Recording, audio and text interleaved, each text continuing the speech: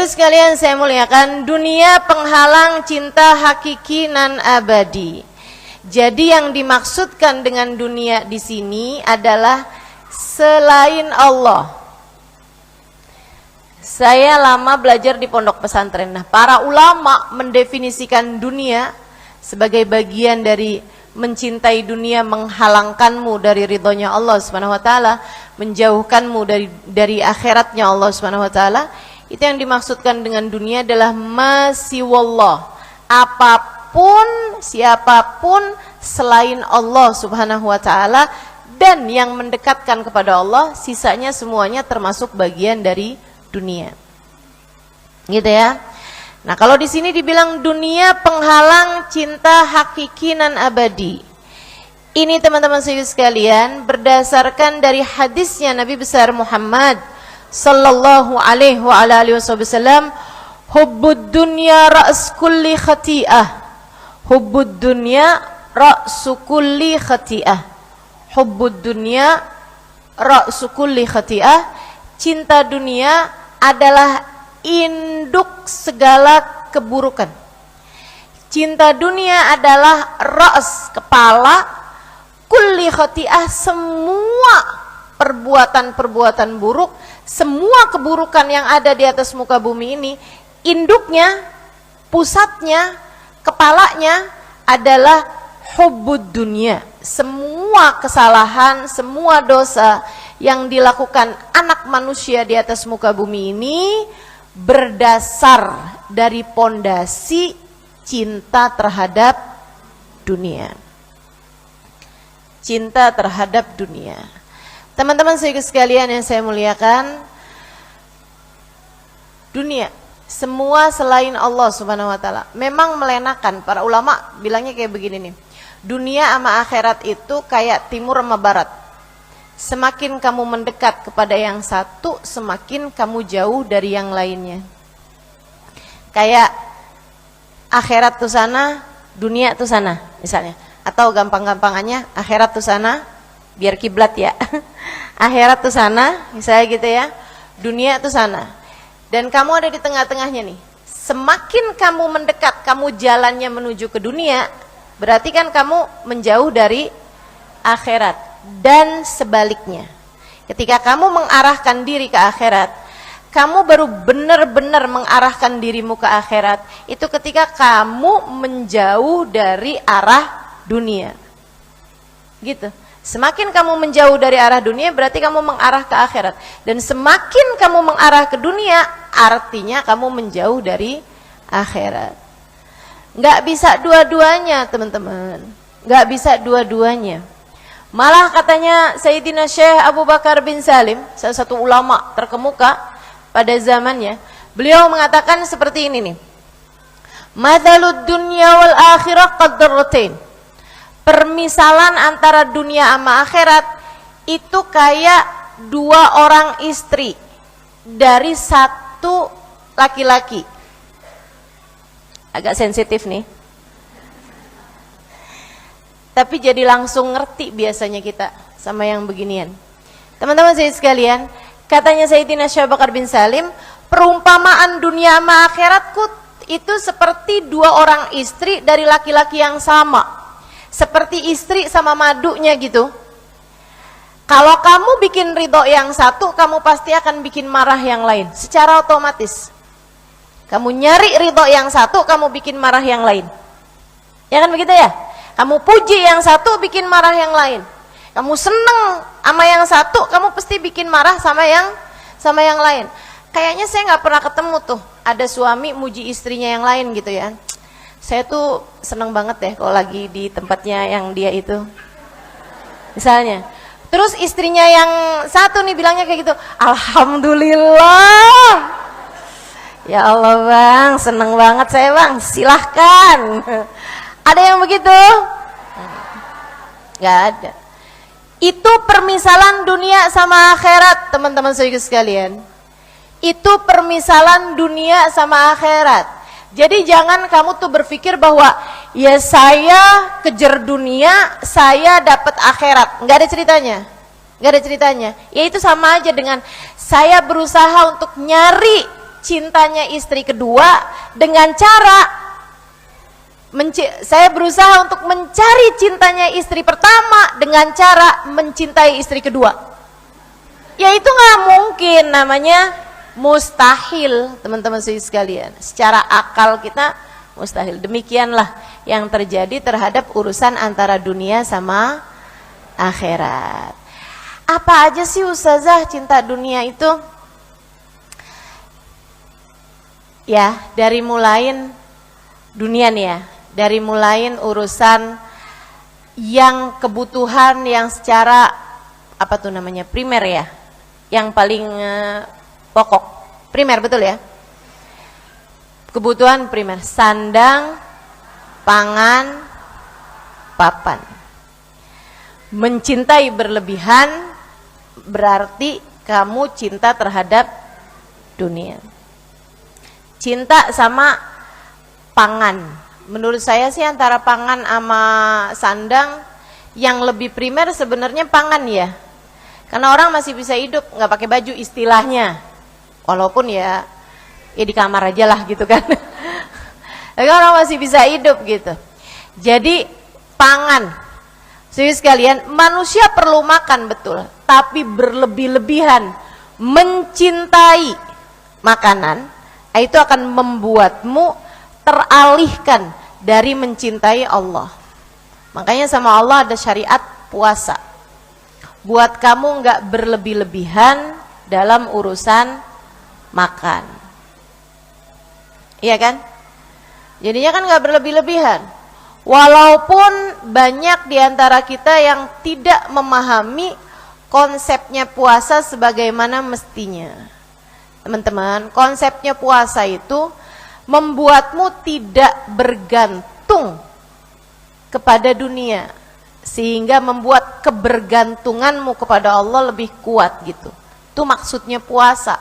Puasa itu ada untuk Allah Subhanahu wa taala ngasih tahu sama kita, kamu tuh lo nggak segitunya bergantung sama makanan tuh. Kamu dari subuh sampai ke maghrib kagak makan, kagak minum, kagak mati. Baik-baik aja. Saya malah nggak pernah dapetin orang wing ambulan gitu kan, datang ke rumahnya orang itu. Oh kenapa? Orangnya sakit gitu. Kenapa sakitnya? Gara-gara puasa. Nggak pernah tuh. Kalau puasanya mengikuti tata cara puasa yang diaturkan dalam Islam, yaitu dari subuh ke maghrib, teman-teman. Lain kalau puasanya nyambung. Iya kan, 3 hari nggak makan nggak minum, 5 hari nggak makan nggak minum, ya jangan salahin siapa-siapa, bukan begitu kok aturan puasa yang diaturkan, gitu kan ya. Jadi sekalian saya muliakan, tuh yang termasuk bagian dari dunia, urusan makanan. Kemudian lagi yang keduanya lagi urusan pakaian. Nih apalagi terutama kita nih kaum perempuan nih. Masya Allah, bajunya banyak banget. Siapa tuh? Saya. Kita semua, betul nggak? Bukan hanya baju dan segala perlengkapannya, sampai sendal, sepatu.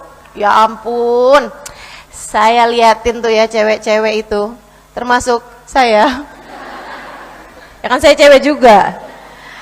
Itu tuh kayak sendalnya aja tuh ada beberapa macem gitu kan. Ada sendal pergi pengajian, sendal jalan, sendal ke pasar, sendal kondangan, tuh sendal nganter anak sekolah. Oh enggak ya? Masya Allah, itu segala macem gitu. Jenis-jenisnya tuh beda-beda semuanya. Dan kadang-kadang nggak satu gitu kan, 2, 3, 4, Masya Allah. Tas, aduh luar biasa, banyak bener tasnya. Siapa? Saya. Teman-teman sekalian, bagian dari dunia itu tadi gitu. Nah ini nanti kita akan bahas nih, seberapa sih yang boleh, seberapa sih sebaiknya, dan apa yang haram. Bagian dari dunia ini nih apa yang haram, apa yang halal dan apa yang sebaiknya gitu. Nanti kita akan bahas pelan-pelan teman-teman. Ini saya sampaikan bagian dari dunia yang Allah Subhanahu wa taala sebutkan dalam Al-Qur'an. Nah, biar gampang nih. Enak nih kalau bahasnya dari ayat Quran. Kata Allah Subhanahu wa taala, "Zuyyina lin-nas hubbus syahawati minan nisa wal banin wal qanatiril muqantarati minadh dhahabi wal fiddati wal khailil musawwamati wal an'ami wal harth. Dzalika mata'ul hayatid dunya wallahu 'indahu husnul ma'ab." Kata Allah gitu kan. Surat berapa, ayat berapa Ustazah? Ada di surat Ali Imran ayat 14. Zuyyina lin-nasi hubbus syahawat minan nisa'i wal banil wal qanatiril muqantarati minadh dhahabi wal fiddah wal khailil musawwamati wal an'ami wal harth. Dzalika mata'ul hayatid dunya wallahu 'indahu husnul ma'ab. Terus Allah kasih tahu, "Qul a'unabbi'ukum bi khairin min dzalikum." Sampaikan kepada umatmu wahai Nabi Muhammad, "A'unabbi'ukum bi khairin min dzalikum." Maukah kalian aku beritahu sesuatu yang lebih baik daripada dunia tadi itu? Apa itu ya Allah? "Lilladzina taqaw 'inda rabbihim jannatun tajri min tahtihal anhar khalidina fiha wa azwajum mutahharatun wa ridwanum minallah wallahu basirun bil ibad." Apa yang lebih baik daripada dunia bagi hamba-hamba yang bertakwa di sisi Allah Subhanahu wa taala? Jannat, disiapkan surga. Kalian jangan fokus ke sana. Gimana caranya ya Allah? Aku kasih tahu ada yang lebih bagus daripada sana itu. Oh, sana tadi. Daripada sana, daripada dunia ada yang lebih bagus. Apa itu? Akhirat. Lilladzina taqaw, bagi orang-orang yang bertakwa, inda rabbihim, di sisi Allah, jannatun tajri min tahtihal anhar, surga yang di bawahnya mengalir sungai-sungai, khalidina fiha, mereka kekal di dalamnya, wa azwajun mutahharah, pasangan-pasangan yang disucikan, istri yang selalu perawan bagi laki-laki. Bagi perempuan ada bidadara gak sih Ustazah? Kagak. Ada banyak kesenangannya perempuan yang bukan urusan laki-laki. Sementara kalau urusan laki-laki itu, urusan kesenangan bagi mereka itu yang terbesarnya adalah urusan perempuan. Makanya sama Allah dibikin di akhirat itu laki-laki ada bidadari gitu, kalau perempuan enggak ada bidadara.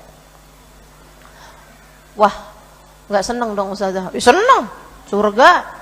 Tenang teman-teman, surga tuh biar kata emperannya enak.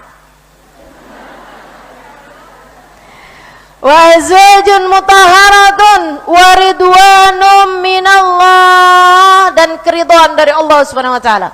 Wallahu basirun bil ibad, Allah maha mengetahui keadaan hamba-hambanya. Nah, Allah di atasnya itu Allah ceritakan apa aja sih dunia yang katanya cinta dunia menghalangkan kita dari mendapatkan cinta yang hakiki, gitu ya. Tadi judulnya gitu kan? Gimana tuh tadi judulnya? Iya. Sebenarnya bukan dunianya ya, tapi cinta dunia. Nah, saya boleh nih kasih kritikan buat temanya, buat teman-teman nih. Bukan dunianya, tapi cinta dunia menghalangkan seseorang dari cinta yang hakiki. Apa bagian dari dunia ini yang kalau kita cintai nanti akan menghalangkan kita dari cinta yang sejati? Teman-teman sekalian, Allah kasih tahu di ayat tadi ini, Ali Imran ayat 14. Zuyyina linnas, dihias-hiasi bagi manusia. Kenapa kok bahasanya dihiasi? Karena aslinya tuh nggak segitu bagusnya. Kenapa orang perlu dandan? Karena dia merasa kalau nggak dandan dia nggak segitu cakepnya. Betul? Makanya sekarang orang-orang itu tambah pinter nih. Mereka berusaha untuk dandan tapi nggak kayak dandan. Saya dandannya yang natural aja ya, biar kayak dandan tapi nggak kayak dandan. Biar orang mikirnya saya tuh sebenarnya udah cakep nggak pakai dandan. Kan gitu. Itu dia tuh. Sebab yang namanya dandan itu ya, itu adalah menghias-hiasi. Berhias kan namanya. Apa tujuannya berhias? Tujuannya berhias adalah menampilkan sesuatu lebih bagus daripada aslinya. Ya kan begitu? Ada nggak orang dandan gitu ya? Hidungnya mohon maaf ya, hidungnya pesek terus dia bilang gitu sama yang make upnya, tolong ya bikin hidung saya jadi tambah kelihatan lebih pesek lagi. Pernah dengar gak kayak gitu? Nggak ada ceritanya. Yang namanya berhias tuh hidung pesek dikasih bayangan biar kelihatan agak tinggi gitu kan. Gitu. Bibir dikasih biar kelihatan agak merah kan begitu ya. Itu adalah tujuannya berhias. Kenapa perlu dihias? Kenapa Allah bahasanya zuyyina linnas hubbus syahawat. Ini teman-teman, saya kalau baca Al-Quran itu suka saya lihatin gitu kata per katanya. Alhamdulillah, alhamdulillah, salah satu nikmat besar yang Allah SWT anugerahkan pada saya, selain daripada nikmatnya iman dan Islam tentu saja, selain daripada nikmatnya cinta kepada Allah SWT dan Rasulnya, mudah-mudahan Allah tambahkan. Teman-teman sekalian saya muliakan, kenikmatan mengerti bahasa Arab sehingga saya mudah untuk memahami bahasa Al-Quran. Dan ini adalah salah satu nikmat besar yang saya rasakan di atas muka bumi ini, yang saya ngerasa kesian deh, ada begitu banyak umat Islam atau bahkan mayoritas umat Islam tidak tertarik sama kenikmatan yang satu ini. Berapa banyak di antara umat Islam yang nggak ngerti Quran, yang bahkan nggak tertarik buat baca Al-Quran, dan memang dari awal tidak memiliki ketertarikan dengan Al-Quran. Teman-teman sekalian, saya kalau ditanya Ustazah sejak kapan Ustazah tertarik sama Al-Quran? Sejak saya lihat abah saya itu selalu tertarik sama orang yang ngerti Al-Quran. Abah saya tuh selalu menganggap hebat orang-orang yang bisa paham Al-Quran. Abah saya tuh dulunya katanya kepengen mondok pesantren tapi nggak punya biaya, karena beliau harus menjadi tulang punggung bagi keluarganya, sehingga akhirnya beliau memutuskan untuk kerja dari sejak usia masih kecil gitu. Jadinya selalu tertarik sama orang-orang yang bisa ngerti Al-Quran. Kalau habis dengerin ceramahnya orang gitu kan, pulang-pulang tuh selalu menceritakan dengan bangga, oh ternyata ayat itu artinya itu nok gitu. Selalu cerita sama saya gitu. Jadi saya timbul di hati saya pemikiran bahwa kalau saya kepengen bikin orang tua saya seneng, abah saya seneng, saya harus ngerti Quran gitu. Makanya dari sejak kecil tuh saya kepengen untuk mondok pesantren, belajar yang pinter gitu, biar saya bisa ngerti Al-Quran. Nah ini kenapa ibu-ibu nih, Ustazah anak saya nggak mau deh Ustazah di sekolahin pesantren gitu. Nah ibunya suka jadiin pesantren sebagai hukuman. Kalau ngelihat anaknya nakal gitu kan, nakal terus aja, tar mama pesantrenin. Familiar nggak sih bahasa itu? Siapa yang suka ngomong gitu? Ada yang ngaku nih. Masya Allah, Masya Allah. Akhirnya jadinya anak-anak menganggap bahwa itu adalah sesuatu hal yang buruk gitu kan, suatu hal yang gak bagus gitu.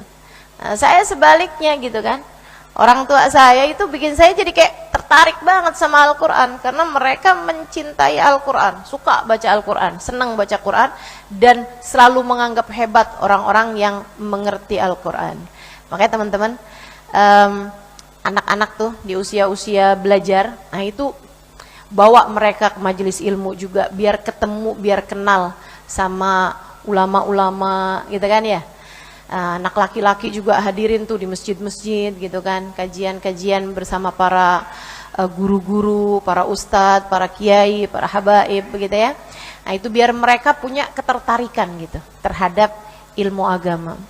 Jadi sekalian, dan hasilnya dari saya belajar bahasa Arab, belajar bahasa Al-Quran begitu ya, saya jadi banyak ngerti nih, kenapa ya Allah bilangnya kayak begini, oh ternyata begitu gitu. Zuyyina linnas, kata Allah, dihias-hiasi bagi manusia hubbus syahawat, rasa cinta terhadap syahwat. Syahwat itu keinginan, syahwat itu adalah rasa suka itu ya.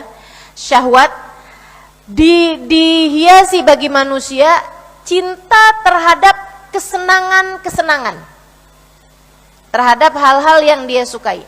Apa aja itu hal yang disukai dari dunia nih? Apa aja? Minan nisa, urusan perempuan. Teman-teman sekalian, Allah sebutnya duluan karena memang kata Nabi Muhammad, fitnah terbesar bagi laki-laki itu adalah urusan perempuan. Jadi sekalian saya muliakan, lihatin aja tuh, banyak kehancuran orang-orang besar itu berasal dari urusan perempuan. Banyak banget dah tuh. Orang tuh kalau misalnya kayak penguasa atau jabat atau bahkan raja gitu ya, itu orang kalau kepengen dia jatuh tuh urusan harta nih, oh nggak mempan. Urusan tahta nih, nggak mempan. Biasanya paling akhir urusan perempuan. Biasanya pada suka kalah deh tuh sama urusan-urusan soal perempuan. Gitu ya.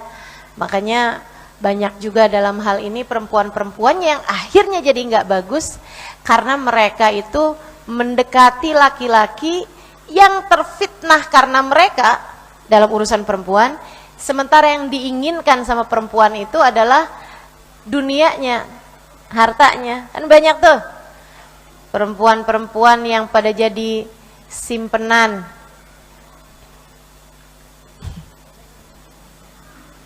Mudah-mudahan Allah jauhkan kita sekalian insyaallah. Ustazah simpenan tapi dikawinin, ya itu namanya istri kedua ya. Namanya istri muda bukan simpenan, ya kan? Walaupun kadang-kadang istri mudanya tidak semuda istri tua. Itu gimana tuh bahasanya tuh? Ya Allah. Jadi sekalian saya muliakan, urusan perempuan. Urusan perempuan itu fitnah terbesar bagi kaum laki-laki. Dunia terbesar bagi laki-laki itu dunia perempuan. Maksudnya yang menghalangkan seorang laki-laki dari mendapatkan ridhonya Allah, kemuliaan di sisi Allah, itu seringkali terhalangkan dalam urusan perempuan. Aduh, mudah-mudahan Allah selamatkan anak-anak kita semuanya dari urusan yang seperti ini teman-teman. Termasuk juga Allah jaga suami kita dari yang gak halal insyaallah. Allah jaga juga diri-diri kita dari yang gak halal insyaallah. Amin ya rabbal alamin. Karena ini memang Allah tuh ketika menyebutkan tentang syahwat, tentang kesenangan-kesenangan, itu yang pertama kali Allah sebutkan urusan ini teman-teman. Meskipun memang seperti yang tadi saya sampaikan ya, bagi laki-laki itu urusannya urusan perempuan gitu. Makanya kan ngeri banget nih, tambah zaman tuh tambah, mohon maaf ya, perzinaan tuh tambah semakin mudah. Orang dulu tuh walaupun belum banyak yang pada pakai penutup aurat dengan baik ya, tapi itu kalau misalnya pacaran, itu pacarannya paling berani apaan sih? Iya kan ya? Pegangan tangan tuh kayak udah gede gitu. Betul apa enggak sih? Teman-teman ngerasain nggak perubahan zamannya, terutama buat ibu-ibu yang udah di atas umur 50-an tahun nih. Coba deh. Sampai di tempat kita tuh, saya di Indramayu ya. Itu kalau misalnya ada hujan tapi terang, maksudnya langitnya terang tapi hujan, dan itu kan jarang banget tuh. Kan jarang banget. Itu mereka bilang kayak begini, "Wah, ini ada orang kawin udah nggak perawan. Ada nggak?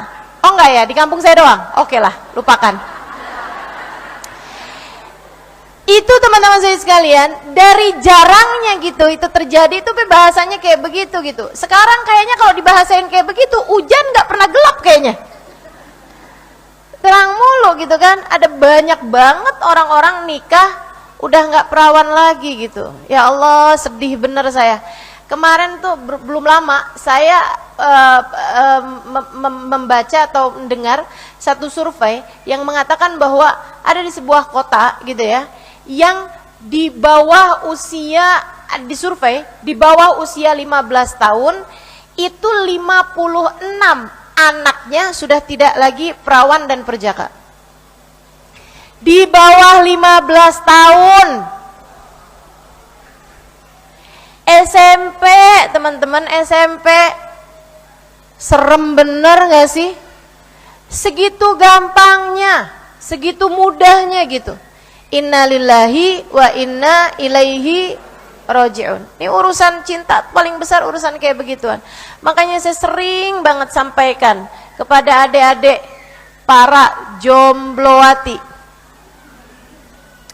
adik-adik yang belum menikah gitu ya, untuk berhati-hati dalam urusan-urusan seperti itu.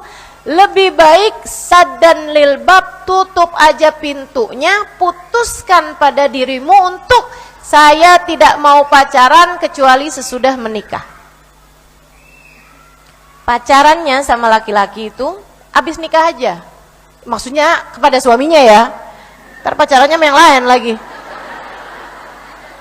Pacaran dengan seorang laki-laki itu sesudah akad, jadi pacarannya pacaran halal. Pacarannya yang halal aja. Itu jauh lebih nikmat teman-teman saudaraku sekalian. Jauh lebih berkelas kesenangannya. Itu kesenangannya para nabi kalau kayak begitu. Itu kesenangannya para ulama kalau kayak begitu. Dari kesenangan tersebutlah kemudian lahir anak-anak yang berada dalam pengasuhan orang tua yang bertakwa kepada Allah Subhanahu wa taala. Caranya gimana? Jangan pacaran. Saya ustazah akhirnya memutuskan untuk menikah daripada zina. Ah, ini juga jangan. Gimana sih ustazah maksudnya? Jangan menikah hanya karena daripada zina. Jangan, adik-adik, dan ini tolong disampaikan kepada anak-anaknya ya. Kok saya ngeliatin adik-adik, saya liatin umurnya di atas 60 tahun. Karena ini kan kajiannya bukan Sabtu Minggu, ya kan? Kalau kajian Sabtu Minggu tuh baru tuh yang banyak hadir adik-adik, begitu kan ya? Insya Allah. Kalau yang kayak gini ibu-ibu kayaknya kebanyakan ya. Teman-teman sekalian yang saya muliakan, jangan menikah hanya karena takut zina. Kenapa gitu? Sebab orang yang nikahnya karena takut sama zina, itu artinya kan dia emang udah deket, takut terhadap perbuatan zina. Betul apa enggak? Udah deket, udah punya rasa, udah sering berdua-duaan, takut zina. Jangan, kamu jangan menikah karena kayak begitu, karena takut zina, jangan. Caranya gimana? Jangan pacaran. Kalau ada orang yang mendekati kamu, gitu kan ya, bilang sama dia, saya punya hidup hanya sekali, saya tidak ingin menjalaninya dengan gelimang dosa. Kalau kamu mau, silahkan kasih nomor telepon bapak kamu, dedek nih, kasih nomor telepon bapaknya, lamar. Kalau dia udah datang serius melamar, gitu kan, istikhorohin. Nah, kalau diistiorohin hasilnya bagus, langsung diterima lamarannya, tentukan tanggal pernikahan. Jangan lama-lama. Ya khitbah silahkan gitu kan ya, bertunangan, kemudian habis itu nikah, teman-teman sekalian. Nggak pakai lama. Kalau pakai lama, takutnya setan masuk dari arah yang lain. Sama aja kok, nggak sekarang, nanti kan juga sama aja sama dia juga. Padahal kan belum tentu. Padahal belum tentu teman-teman sekalian, belum tentu gitu. Yang namanya halal itu ya kalau udah nikah, sebelum sebelum sah, gitu ya. Nah, itu semuanya masih haram-haram semuanya tuh. Gitu. Jadi teman-teman sekalian, jangan nikah karena takut zina. Gitu ya. Dengan cara nggak usah punya rasa sebelum sah. Nih, hashtag baru nih. Jangan punya rasa sebelum sah. Kalau udah sah, udah nikah, udah sah nih, silahkan. Punya rasa cinta, punya rasa segala macam, itu cintanya cinta yang halal, teman-teman. Bukan bagian dari cinta dunia yang menghalangkanmu dari cinta yang hakiki. Justru sebaliknya, kalau kamu udah punya suami, mencintai suamimu adalah bagian dari mencintai Allah Subhanahu wa taala, sebab suamimu, tentu saja jadi suami itu kan kalau udah sah, suamimu adalah jalanmu meraih ridhonya Allah, jalanmu menuju kepada surga. Gitu. Tapi sebelum nikah tuh masih haram semuanya gitu. Jangan punya rasa. Emang bisa gitu Ustazah, nggak punya rasa, nggak punya kayak, saya nggak punya chemistry apa-apa nih sama dia nikah gitu. Ya bisa banget teman-teman. Saya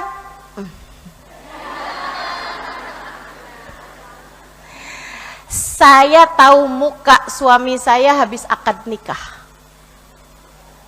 Tahu nih, oh dia nih. Mukanya dia tuh saya tahu habisnya akad nikah gitu. Untung cakep. Kalau nggak kan dibalikin kagak bisa ya. Tuker tambah susah. Masya Allah. Langsung Google. Suami Ustazah Halimah. Nggak ada. Saya nggak bolehin dia main sosial media. Itu teman-teman saya sekalian. Zuyyina linnas hubbus syahawat. Ustazah lanjut dong yang tadi. Iya gitu, nggak usah cari-cari rasa lah. Sebelum nikah nggak usah cari-cari rasa. Bismillah, halalkan. Jadi ini buat teman-teman, mungkin ada adik-adik jomblo di sini yang pada punya pacar gitu ya. Sampaikan sama pacarmu, jauhin saya atau halalin.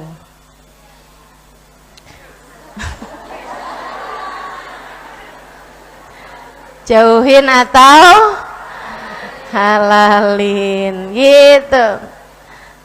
Hah? Jadi hashtag lagi tuh ya. Jauhin atau halalin.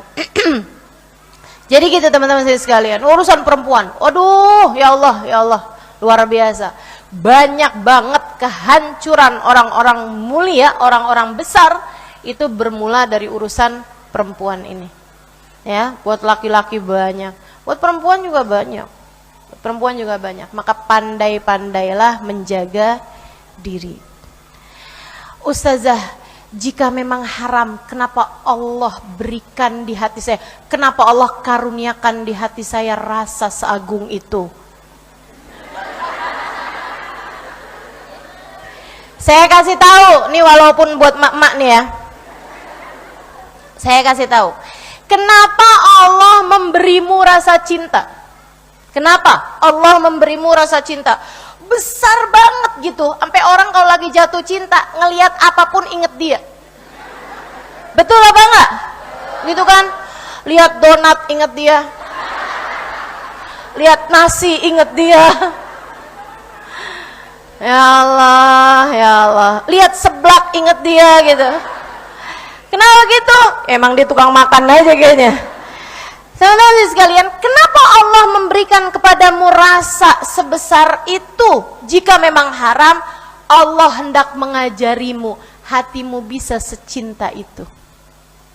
Karena, saudara sekalian, orang tuh kalau lagi jatuh cinta, bisa loh lebih mencintai orang lain daripada dirinya sendiri.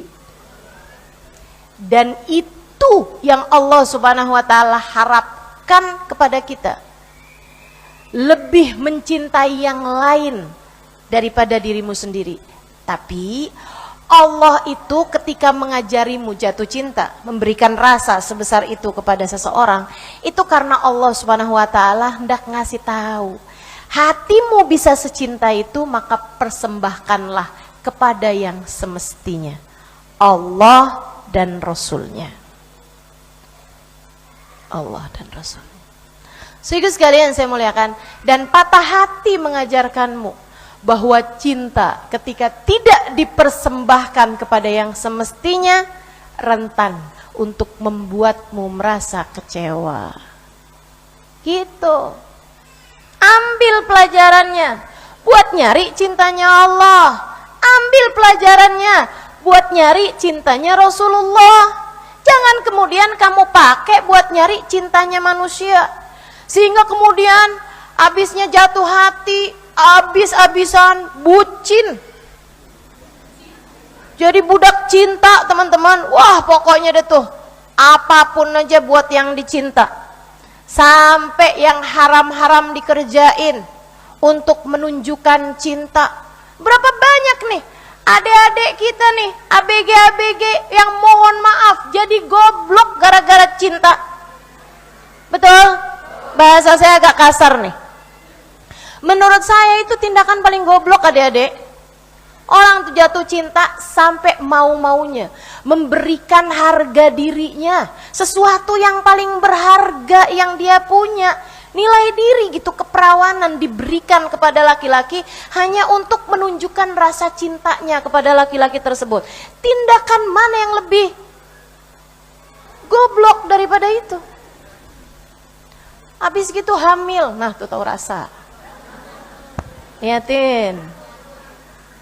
Ya ampun teman-teman.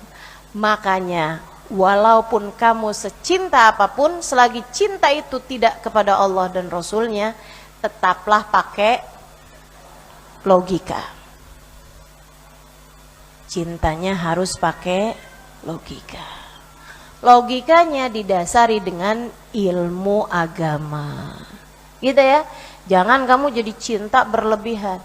Nah, cinta kepada itu tadi, kepada manusia dengan cinta yang haram, bahkan kepada cinta yang halal sekalipun, itu kamu nggak boleh sampai berlebih-lebihan, teman-teman. Ini yang pada punya suami, cintai suamimu. Cintai suamimu. Bukan karena isi dompetnya. Bukan karena seberapa besar transferannya. Cintai suamimu. Karena dia adalah jalanmu menuju kepada surga. Jalanmu menuju Allah Subhanahu wa ta'ala. Tapi jangan berikan cintamu tuh seutuhnya, teman-teman. 100% cinta sama suami. Giliran ditinggalin sama suaminya, ya kamu jadinya, nih ya, ada orang yang suka membahasakan tentang pasangan hidupnya tuh sebagai separuh aku kamu. Jadi begitu suaminya meninggalkan dia, dia mati separuh.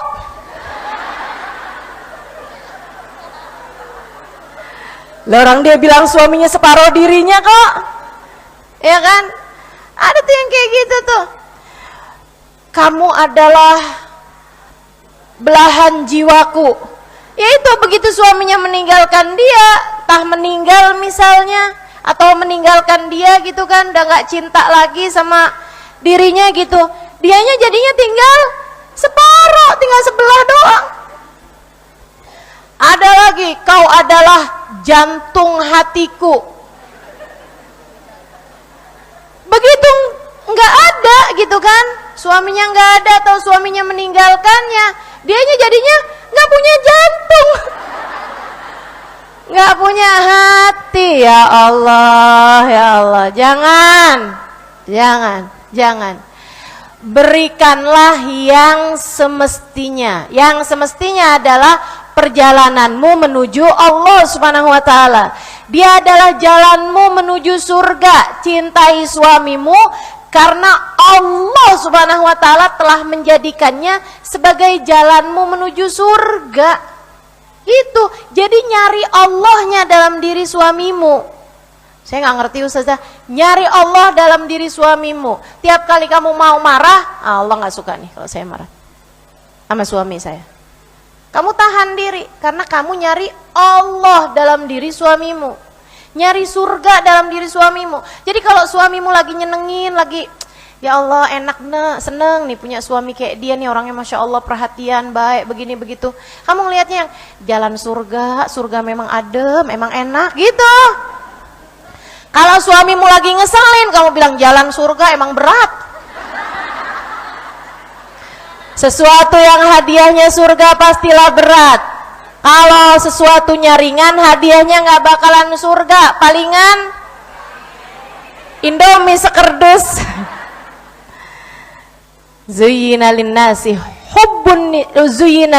hubbus syahawat minan nisa. Urusan, mohon maaf, urusan seksual teman-teman, urusan cinta manusia itu disebut pertama duluan tuh, bagian dari cinta terhadap dunia, gitu ya. Wal banin, mencintai anak-anak. Emang nggak boleh Ustazah kita mencintai anak-anak kita? Harus teman-teman, tapi jangan kelebihan, jangan berlebihan. Cintamu kepada anak-anakmu itu harus membawamu kepada surga. Cintamu kepada anak-anakmu harus membawamu kepada ridha Allah Subhanahu wa taala. Jangan sampai cintamu kepada anak-anakmu bawa murkanya Allah. Kayak gimana tuh? Nih, ada nih ibu-ibu nih. Misalnya gitu ya, tahu anaknya kemarinan habis main, habis ini apa segala macam gitu. Pagi-pagi nih, subuh-subuh nih, padahal anak udah balik nih. Padahal anak udah balik, gitu kan ya? Udah deh, kesian, gak usah bangunin sholat subuh. Kesian, udah biarin aja deh dia tidur. Gitu. Kamu tidak mau membangunkan anakmu sholat subuh. Kenapa? Sayang Ustazah, kesian. Kayaknya lagi nyenyak banget gitu, udah biarin aja ya. Kamu melakukannya kan karena cinta. Tapi cintamu itu cinta kepada anak doang, tidak didasari dengan cinta karena Allah. Kamu hanya mencintai anak, tidak mencintai Allah Subhanahu wa taala. Gitu. Tapi kan kalau misalnya bangunin, saya harus bangunin ya anak saya. Kamu bangunin pelan-pelan gitu kan. Nak, bangun yuk nak, kita salat yuk nak, gitu. Itu ya. Ustazah nggak telaten, Ustazah banguninnya. Ya ditelatenin. Kalau kamu sebagai orang tuanya nggak sabar ngadepin anak kamu, siapa yang kiranya sabar ngadepin anak kamu? Kamu yang harusnya paling sabar ngadepin anak-anakmu. Maka ibu-ibu, urusan pendidikan anak ini ya, bukan urusan instan. Nggak kamu didik sekarang, kamu ajarin sekarang, kamu langsung dapetin hasilnya. Nggak gitu, proses panjang. Mendidik anak itu adalah menanam, nanam pohon. Nanam pohon kapan yang sekarang nanam langsung tumbuh? Nggak ada ceritanya. Nanam sekarang, tumbuh bertahun-tahun kemudian. Menghasilkan buah berpuluh tahun kemudian. Maka anakmu yang sekarang adalah hasil tanamanmu. Setahun, 2 tahun, 3 tahun, 4 tahun, 5 tahun, 10 tahun yang lalu. Hasilnya sekarang, gitu kan? Hasilnya jelek nih Ustazah, anak saya susah diajakin sholat, anak saya nggak bisa diajakin kebaikan, anak saya nggak nurut apa kata orang tua, anak saya durhaka, anak saya. Nah itu adalah hasil dari kamu tanam 10 tahun yang lalu. Jadi gimana dong Ustazah, terlambat dong kalau kayak gitu, udah nggak bisa lagi. Oh bisa, sekarang, mulai sekarang kamu tanam benih-benih kebaikan, hingga nanti kamu akan mendapatkan hasilnya setahun, 2 tahun, 3 tahun, 4 tahun, 5 tahun, 6 tahun, 10 tahun yang akan datang. Gitu. Karena urusan memasukkan sesuatu kepada dalam diri anak itu adalah proses panjang untuk kita mendapatkan hasilnya. Begitu teman-teman saya sekalian. Perubahan tuh nggak instan. Saya malah curiga kalau ada orang yang berubahnya secara instan. Sebab sesuatu yang terlalu hanya akan berbalik sebaliknya, hanya akan berubah sebaliknya dalam waktu cepat ataupun lambat. Itu yang saya yakini. Makanya saya sih enggak suka ya, bukan enggak suka. Maksudnya gini, saya curiga gitu. Kalau ada orang misalnya gitu ya, mohon maaf. Ada orang gitu asalnya pakaiannya terbuka gitu kan. Asalnya nih pakaiannya terbuka. Besokannya langsung pakai kaos kaki, nggak cuman pakai kerudungan rapi loh, Nggak cuman pakai abaya gitu kan, atau pakai gamis atau apa gitu kan. Ini pakai kaos kaki, segala kerudungannya langsung lapis-lapis gitu. Saya malah jadi curiga gitu. Enggak gitu perubahan. Sifat perubahan tuh nggak seperti itu. Teman-teman sekalian yang saya muliakan, saya selalu percaya bahwa dakwah yang baik itu jatuhnya seperti gerimis. Gerimis. Bikin basah tapi enggak bikin lari. Bikin basah tapi enggak bikin lari. Bikin sejuk tanpa membuat orang kabur. Tanpa bikin orang lari gitu.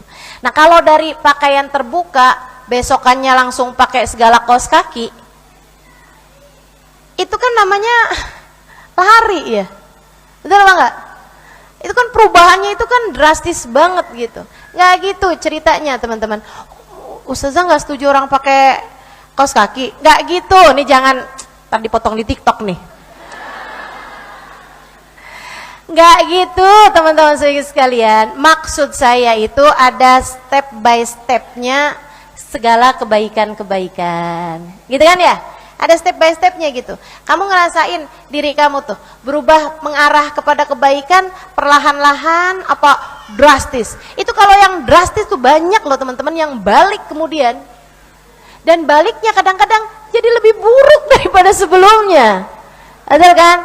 Makanya saya selalu bilang hadiri majelis, hadiri majelis, hadiri majelis. Itu jatuhnya tuh kayak gerimis gitu. Pelan, pelan, pelan, pelan. Jangan kemudian sekali hadir majelis nih ya, seminggu hadirin semua, habis itu libur 5 bulan. Siapa tuh yang suka gitu? Jangan.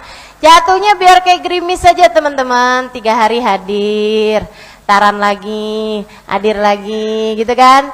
Terus gitu dihadirin, terus dihadirin gitu. Itu jauh lebih enak tuh buat hati kita gitu. Daripada sekalinya hadir banyak banget, semua majelis-majelis dihadirin deh tuh, sampai jauh-jauh dihadirin gitu kan. Tapi habis itu terus capek, habis itu nggak mau hadir lagi gitu. Jangan gitu ya.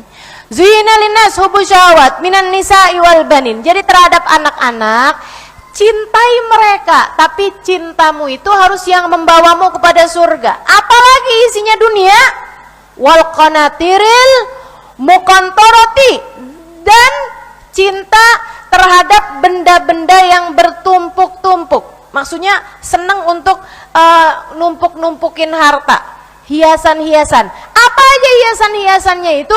Minad dahabi wal fiddah, minad dahab dari emas, wal fiddah perak. Teman-teman sekalian, emas, perak, berlian, apalagi tuh intan, permata, zamrud, batu mulia, logam mulia, dan segala macam hiasan-hiasannya dunia. Itu memang secara jibillah, secara watak manusia itu seneng sama hal-hal yang seperti itu gitu. Tapi itu adalah bagian dari dunia teman-teman sekalian. Bagian dari dunia. Minad dahabi wal fiddah wal khailil musawwamati wal an'ami wal haraj. Wal khailil musawwamah, dan kuda-kuda. Kalau sekarang kendaraan-kendaraan, tunggangan-tunggangan, orang dengan sendirinya seneng banget ama mobil, ama sepeda motor, ama kuda. Semua deh alat-alat transportasi, gitu kan ya? Semakin lebih mahal, semakin bergengsi, semakin lebih misalnya gitu ya, tiket pesawat aja tuh antara yang bisnis sama yang ekonomi itu tuh harganya jauh banget, padahal nyampenya sama juga. Ya kan ya? Padahal nyampenya sama loh. Sama-sama aja tuh gitu. Bukan berarti yang di ekonomi abis itu nyampenya 15 menit kemudian gitu. Kan enggak tuh. Nyampenya barengan, harganya bisa segitu jauhnya gitu. Kenapa? Rasa cinta manusia terhadap pengakuan, terhadap khel. Allah sebutnya khel teman-teman. Kuda gitu. Kenapa kuda yang disebut dianggap sebagai tunggangan paling berkelas pada zaman tersebut? Gitu.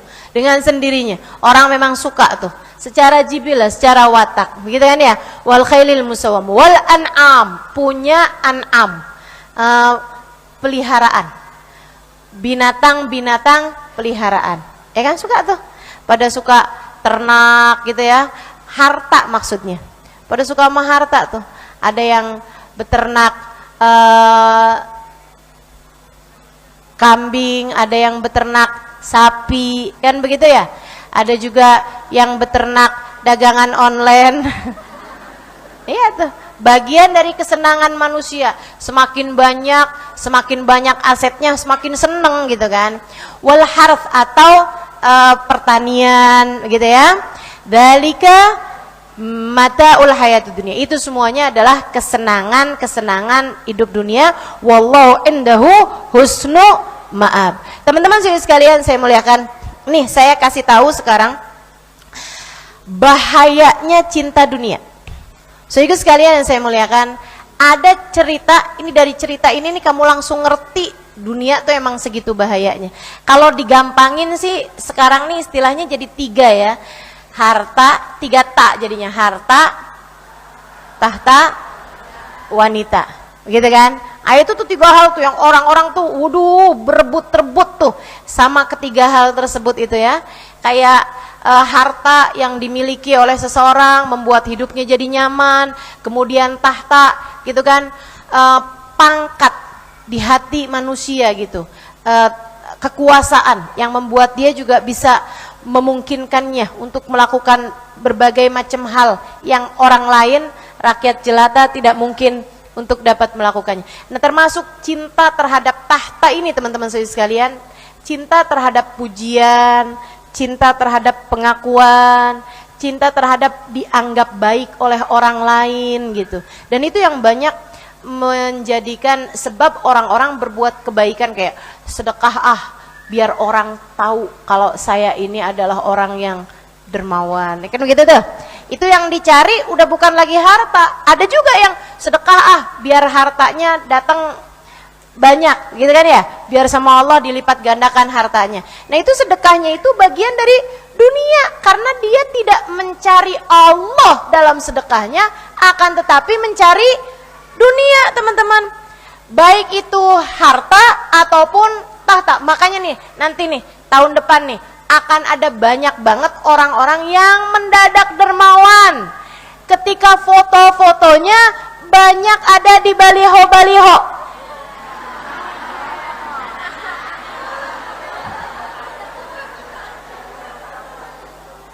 Betul apa enggak? Ya Allah, sampai saya pernah tahu ada orang sebelum pemilihan dia nyumbang karpet di masjid, begitu nggak kepilih diambil lagi karpetnya. Karena dia bersedekahnya ini bukan mau nyari ridhonya Allah Subhanahu wa taala, tapi mencari tahta, teman-teman. Harta, tahta sama wanita itu tadi gitu ya. Nah, ini nih bagian dari dunia. Nah, sekalian, saya mau cerita sama kamu. Cerita ini ngajarin kamu betapa sangat berbahayanya cinta terhadap dunia. Ceritanya dari Nabi Allah Isa alaihissalam. Jadi sekalian saya muliakan, Nabi Allah Isa ceritanya mau bepergian, jalan kaki. Nabi Isa itu dapat julukan Al-Masih, sang pengelana, karena suka jalan, hampir nggak pernah bertempat di satu tempat gitu, jalan aja gitu ya. Berdakwah, jalan, ketemu ini, dakwahin lagi, jalan, terus kayak gitu tuh Nabi Isa. Satu waktu Nabi Isa nih pengen mengadakan sebuah perjalanan panjang dan Nabi Isa nyari teman. Akhirnya dia ngomong gitu sama ada satu perkumpulan, dia bilang, siapa nih yang berkeluangan untuk nganterin saya mau berjalan, maksudnya saya mau mengadakan perjalanan, begitu kan ya, selama beberapa waktu yang cukup lama. Ya mungkin kalau sekarang kayak berminggu-minggu lah gitu, atau mungkin berbulan-bulan. Kan nggak semua orang juga, nggak gampang orang juga untuk bisa perjalanan yang lama kayak begitu kan. Ada satu orang, saya deh Nabi Isa, saya bisa nih mengantarkanmu. Akhirnya kata Nabi Isa, ya oke lah, besok kita jalan ya pagi-pagi. Oke. Dia pun janjian sama Nabi Isa ketemu di mana gitu ya. Misalnya di Grand Baitus Salam gitu. Gitu ya. Pagi-pagi udah siap dia. Jalanlah. Nabi Isa itu perjalanan waktu itu Nabi Isa bawa 3 buah roti. Kalau istilah zaman sekarang kayak 3 nasi bungkus lah gitu ya. Bawa 3 nasi bungkus nih. 3 buah roti yang dijadikan satu di satu tempat. Habis perjalanan nih sekitar 1 jam 2 jam, Nabi Isa merasakan perutnya itu mulai kayak mau ke kamar mandi gitu, mau ke belakang gitu ya. Jadi Nabi Isa bilang, saya kayaknya ini deh, kita berhenti dulu yuk. Tolong ya, jagain ya ini roti saya nih. Sekaligus Nabi Isa tuh pengen tahu kejujuran orang yang jalan bersamanya. Karena teman-teman, jangan mau berkawan dengan orang yang gak jujur. Kamu akan berada dalam hidup yang gak jelas. Kayak, ini bener gak sih? Dia ngomong ini bener apa enggak sih? Nah ini ya, kalau berkawan aja gak bagus sama orang yang gak jujur, apalagi berpasangan hidup. Maksudnya kayak bersuami orang yang tukang bohong, atau laki-laki beristri orang yang tukang bohong, tuh jangan. Teman-teman sekalian saya muliakan, akhirnya Nabi Isa nih pengen tahu kejujurannya si temennya ini nih. Nabi Isa titipin sama dia 3 roti yang dibungkus tadi itu, dibungkus entah dibungkus kain, entah dibungkus kertas, walhasil nggak kelihatan lah dari luar. Nabi Isa menjauh karena tadi itu ya pengen ke belakang. Sehingga sekalian, si orang tadi ini rupanya bukan orang jujur. Pertamanya dilihat, lama-lama penasaran, apa sih ini? Terus dia buka, ih roti, langsung tuh perutnya duduk. Dia tuh jadi mikir, kayaknya Nabi Isa nggak tahu dah isinya, paling dikasih orang nih. Namanya Nabi kan, ya nggak usah Nabi, saya ustadzah aja suka dikasih orang. Palingan nih Nabi Isa nih nggak tahu nih isinya nih. Ya udah dah, saya makan aja atu. Dimakan sama dia 1. Habis itu dirapiin lagi sama dia bungkusnya. Habis itu waktu Nabi Isa keluar, itu udah tuh, dia terus serahkan itu kepada Nabi Isa, jalanlah Nabi Isa. Habis berapa perjalanan, kata Nabi Isa, berapa jam perjalanan, Nabi Isa bilang, lapar ya? Iya Nabi Isa, lapar nih saya. Udah lama nih saya nggak makan. Wah, nih kan, bohong. Emang orang bohong tuh suka rada-rada ini, apa namanya, suka banyak cerita-cerita dipanjang-panjangin gitu ya, untuk menutupi kebohongannya gitu. Padahal kalau dia nggak cerita apa-apa juga ya nggak apa-apa juga kan gitu ya. Nggak tahu tuh bawaan orang bohong tuh suka kayak gitu tuh. Akhirnya Nabi Isa pun buka tuh. Nabi Isa lihat, lah tinggal 2 ya. Nanti kayaknya 3 gitu kan. Udah tuh, Nabi Isa kasihin roti 1 buat dirinya, roti 1 buat temennya ini. Nabi Isa orang yang sangat berakhlak tentu teman-teman. Seorang nabinya Allah SWT. Ya Nabi Isa belum ngomong apa-apa. Sampai habis itu orangnya kenyang, baru tuh Nabi Isa bilang, seingat saya tadi rotinya 3 loh. Dia udah denger bahasa kayak seingat saya. Oh berarti Nabi Isa nggak pasti nih. Dia bilang, masa sih Nabi Isa? Seingat saya kayaknya 3 deh tadi rotinya gitu. Kamu tahu nggak roti yang 1 kemana? Ya nggak tahu lah Nabi Isa. Kan Nabi Isa kan tadi nyuruh saya bawain doang. Ya masa saya mau buka-buka? Emang bisa banget nggak sih orang kalau bohong? Ya masa saya mau Nabi Isa mau buka-buka, ya nggak berani lah. Engkau ini kan seorang nabi, masa saya mau berbuat kayak begitu kepadamu? Kesannya berarti kalau misalnya bukan nabi, dia bisa aja ngerjain kayak gitu ya? Enggak lah, Nabi Isa lupa kali. 2 Nabi Isa. Iya kali ya. Ya udah lupain aja. Udah jalan. Nabi Isa masih penasaran banget karena memang Nabi Isa tahu 3. Teman-teman, akhirnya nih, subhanallah, Nabi Isa itu karena penasaran yang luar biasa. Kemudian perjalanannya itu membuat Nabi Isa nih mesti ngelewatin sungai, karena Nabi Isa memang mau ke arah sana gitu. Sementara di sungai itu nggak ada jembatan dan nggak ada juga orang yang nyebrangin gitu kan. Nabi Isa mengarah ke arah sana.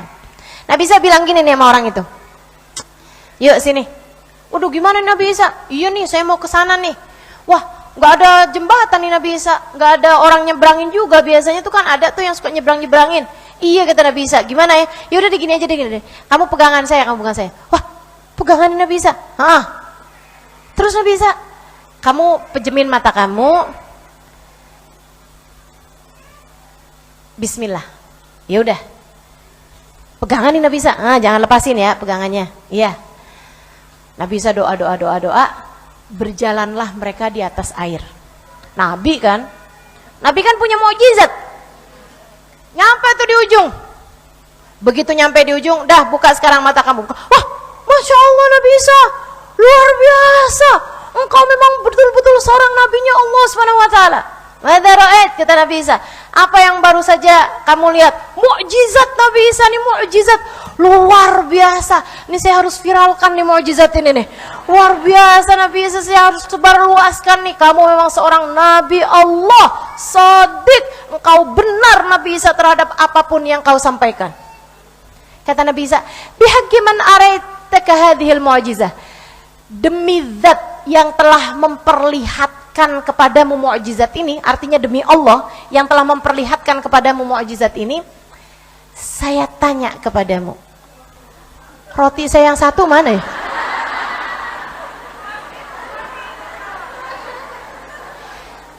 Ya ampun Nabi Isa, saya kirain kamu tuh udah lupa mau urusan roti. Jadi kamu masih menuduh saya, wahai Nabi Isa. Apalah artinya pertemanan tanpa ada rasa kepercayaan? Emang orang tukang bohong tuh suka segitunya bahasanya. Makanya teman-teman, kalau ada orang yang bilang nih dedek jomblo, kalau ada yang bilang sama kamu, saya nggak sanggup hidup tanpa kamu, bilang sama dia, saya bukan nasi. Kita nggak bisa hidup tuh tanpa nasi, ya kan? Kalau tanpa orang sih enggak lah, teman-teman. Kok jadi ke nasi ya? Sehingga sekalian saya muliakan, kata Nabi Isa, ya udah dah kalau gitu udah deh. Masa sih Nabi Isa nggak percaya juga? Iya. Ayo dah, ayo. Jalan nih, jalan teman-teman. Akhirnya udah nih. Masih Nabi Isa masih penasaran banget nih gitu. Pas begitu keingetan sama urusan, berjam-jam kemudian nih abis ngobrol yang lain-lain apa segala macem udah tuh. Tapi Nabi Isa penasaran banget nih. Akhirnya nih Nabi Isa tuh ngeliatin ada tulang-tulang ayam. Mungkin kayak abis dimakan sama serigala gitu ya. Diambil daging-dagingnya atau apa, tersisa hanya tulang-tulangnya aja. Nabi Isa kumpulin tuh tulang-tulang ayam. Terus Nabi Isa bilangin gini, pegang. Ya Allah, atas namamu ya Allah, hidupkanlah kembali ayam ini.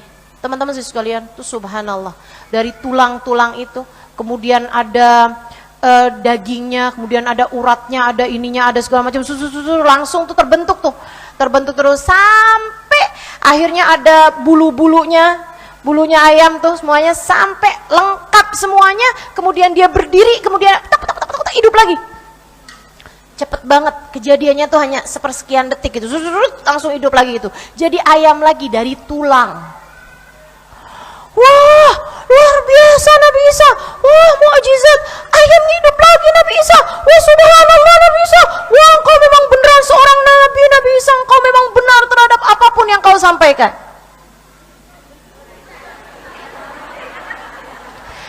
Bihaqqi man araitaka hadhil mu'jizat.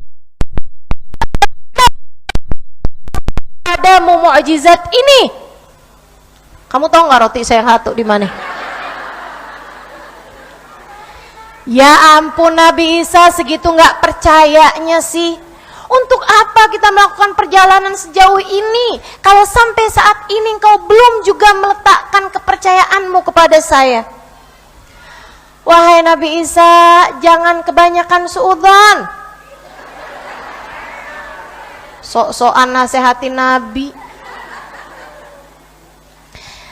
Apalah artinya pertemanan ini kalau kita nggak ada rasa saling percaya? Masa sih kamu gak percaya sama saya Nabi Isa? Siapa lagi yang bisa kamu percaya kalau kayak begitu? Dah tuh, dan Nabi Isa ya udah dah. Yuk, bismillah, jalan lagi. Di akhir hari, teman-teman, Nabi Isa ngelihat ada gundukan tanah di hutan. Di hutan ada gundukan tanah. Nabi Isa habis ngobrol-ngobrol sama dia nih, gitu ya, minum-minum, ada sungai di situ gitu. Dan Nabi Isa deketin tuh gundukan tanah, Nabi Isa pegang. Oh, Nabi Isa bagi 3 gundukan tanah itu. Sama Nabi Isa dibagi 3 dulu nih, gundukan tanah. Habis itu Nabi Isa doa. Bismillah. Teman-teman sekalian yang saya muliakan, tiba-tiba 3 gundukan tanah itu berubah jadi emas, jadi roti. Udah nyangka salah lagi. Jadi emas nih tadi nih, minal dhahabi wal fiddah ini tadi nih. Bagian dari dunia, teman-teman. Jadi emas. Dia kemudian bilang, "Wah, apa nih Nabi Isa? Emas nih, emas." Zaman itu transaksi masih pakai emas ya. Transaksi itu pakai dinar, dirham, pakai uang emas. Ya sekarang juga emas juga masih dijadikan sebagai alat transaksi juga kan, logam mulia gitu-gitu. Nah, tapi zaman dulu tuh emang lebih ini lagi gitu. Emang bener-bener kalau kita mau beli apa-apa tuh ya kita bawa emas gitu kan, ditimbang kemudian dikasih barangnya gitu. Jadi ini emas beneran nih 24 karat. 3 gundukan besar-besar teman-teman. Yang dibawa sama orang 1 gundukan aja tuh nggak bisa gitu. Diubah semuanya ketiganya sama Nabi Isa jadi emas. Wah, apa nih Nabi Isa? Emas nih, emas. Iya nih, kata Nabi Isa, nih emas 24 karat. Beneran nih Nabi Isa. Ya ampun Nabi Isa, tuh matanya langsung kuning. Lihat emas langsung kuning. Dia bilang, wah beneran nih Nabi Isa. Engkau memang beneran seorang Nabi, Nabi Isa. Masya Allah, nggak ada yang lebih benar daripada engkau, wahai Nabi Isa. Engkau seorang Nabi yang luar biasa, Nabi Isa. Udah nih, omongan-omongan, rayuan-rayuan. Makanya saya tuh dari hal-hal yang seperti ini ya, kalau dipuji-puji, ada orang muji berlebih-lebihan gitu, saya suka jadi mikir gitu, dia pengen apa sih? Karena itu rada-rada inian tuh, orang yang menyayangimu itu kalau memujimu itu pujiannya tulus gitu ya.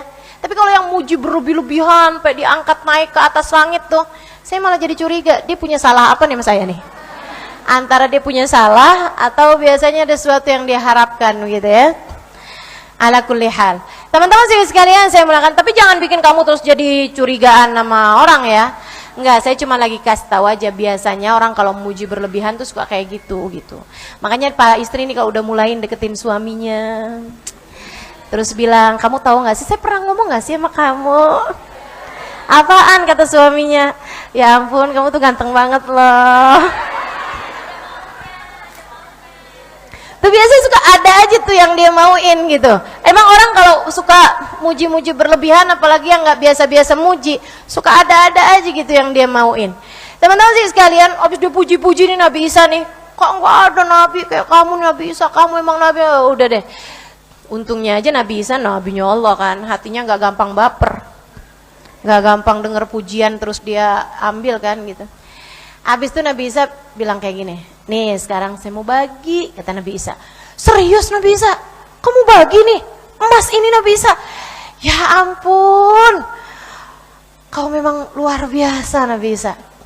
Kata Nabi Isa, nih ya, yang satu nih kan saya nih yang doa tadi, jadi yang satu punya saya. Pastilah Nabi Isa, pastilah, kan engkau yang melakukannya Nabi Isa. Yang satu buat siapa Nabi Isa? Kan kamu yang nemenin saya. Jadi yang satu ini juga buat kamu, upah kamu nemenin saya. Oh ya ampun Nabi Isa, saya terharu dengan kebaikan hatimu. Kau memang luar biasa Nabi Isa. Yang satu lagi buat siapa Nabi Isa? Yang satu lagi buat yang makan roti saya.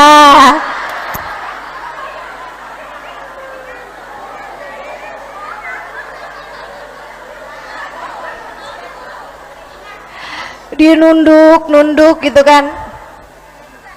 Terus dia bilang, bukankah dalam setiap dosa Allah jadikan pintu taubat sesudahnya? Aduh, ya Allah. Teman-teman, kamu tertawa-tawa mendengar cerita ini. Tapi kalau kamu ingat-ingat ya, betapa seringnya kamu menjadi orang yang seperti itu ketika dihadapkan pada urusan-urusan dunia. Betul? Ini dunia halal loh. Maksudnya hasil ubahannya Nabi Isa. Halal kan? Segitunya tuh cinta terhadap yang halal aja tuh bisa sangat memperdayakan. Kalau udah mencintai lebih yang dia menginginkan, yang lebih dari dia perlukan. Itu orang satu tuh, sampai mati tuh, satu gundukan emas, itu lebih dari cukup buat dia. Makanya kalau dihadapkan terhadap urusan dunia, orang tuh kalau udah punya lebih, yang dia pikirin udah bukan lagi dirinya sendiri. Yang dia pikirin tuh anaknya, kekuasaannya, dan untuk jagain kekuasaannya itu dia harus punya lebih lagi. Kan begitu? Teman-teman saya sekalian, sampai yang dia pikirin, sampai ada orang yang punya harta enggak habis 7 turunan.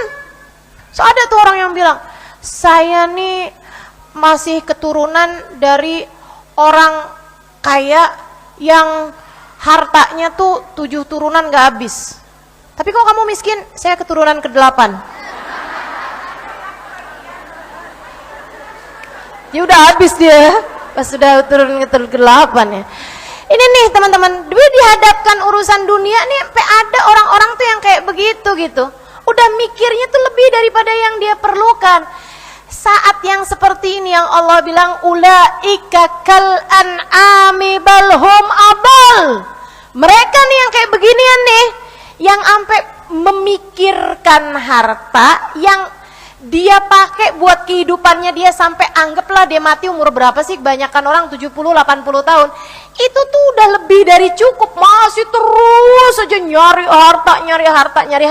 Ini yang kata Allah Subhanahu wa taala, mereka nih kal an'am, kayak binatang, balhum abal, bahkan lebih hina, lebih rendah, lebih sesat cara berpikirnya daripada binatang.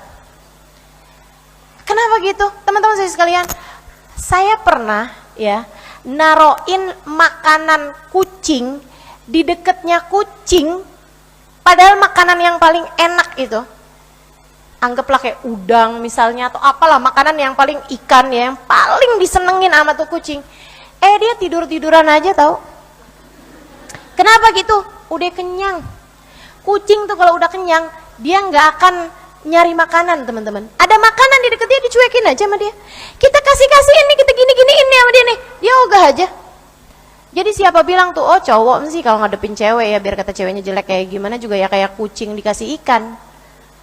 Enggak loh, itu lebih jahat daripada kucing dikasih ikan. Karena kadang-kadang kucing dikasih ikan nggak mau, teman-teman, kalau dia lagi kenyang. Biasa aja gitu, dia cuek aja gitu. Nah ada orang-orang yang sampai mikirin harta buat 7 turunan, buat masa depan yang sampai berapa tahun yang akan datang. Ini kan lebih sesat cara berpikirnya daripada binatang. Binatang aja nggak mau. Kalau udah kenyang ya udah, sorry, no thanks. Kan gitu tuh. Nih cing, ikan enak loh cing ini cing, no thanks. Kenapa gitu? Kenyang. Saudaraku sekalian yang saya muliakan, nih dia nih orang-orang nih yang lebih sesat daripada binatang nih. Ini orang yang ada di barengan sama Nabi Isa maksud saya. Teman-teman saya sekalian yang saya muliakan, akhirnya kemudian dia bilang gitu, Nabi Isa, bukankah selalu ada penyesalan sesudah kita berbuat? Bukankah Allah masih akan selalu membuka pintu taubat selagi hambanya mau kembali ke jalannya, begini begitu segala macam. Udah nih pakai prolog nih panjang lebar. Kata Nabi Isa, kenapa emangnya? Nabi Isa, saya sampaikan padamu bahwa yang memakan rotimu yang satu itu adalah saya. Nabi Isa berdiri, kemudian Nabi Isa bilang, dah ya, gini deh, saya kasihin 3-3-nya buat kamu, tapi cukup sampai di sini, kita tidak akan berteman lagi.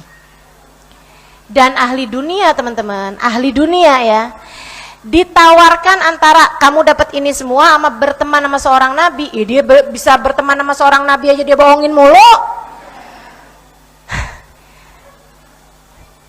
Nabi Isa, aku ucapkan kepadamu, hati-hati di jalan. Dia nggak keberatan buat ninggalin gurunya. Nabi Isa kan gurunya buat dia. Karena buat umat tuh guru terbesarnya adalah Nabi. Teman-teman, gak ada lagi guru yang lebih besar daripada dia. Gak apa-apa kehilangan gurunya, yang penting dia dapat harta. Jangan sampai kamu jadi kayak begitu. Jangan sampai kamu jadi kayak begitu. Orang tuh jangankan guru, sama urusan harta nih, Allah dan Rasulnya aja banyak yang ditinggalin. Gak peduli sama halal haram. Nah itu kan berarti udah Allah dan Rasulnya ditinggalin tuh. Allah bilang haram, diembat juga sama dia. Nabi Muhammad bilang jangan deketin, itu bukan milikmu, diembat juga sama dia. Yang penting pokoknya urusan harta nih, yang haram-haram pada jadi halal semuanya. Hati-hati teman-teman, hati-hati. Ini bisa kejadiannya bisa jadi kayak begini nih. Ditinggal sama Nabi Isa alaihissalam untuk melanjutkan perjalanannya. Teman-teman, sekarang dia sendirian nih, punya 3 gundukan emas. Dia kebingungan. Dia bawa satu aja sambil diseret sama dia gitu. Dia juga, ya satu juga emang berat juga, sama yang keduanya sayang-sayang. Yang 2 tuh nantinya dia tinggalin, takutnya ada yang ngambil.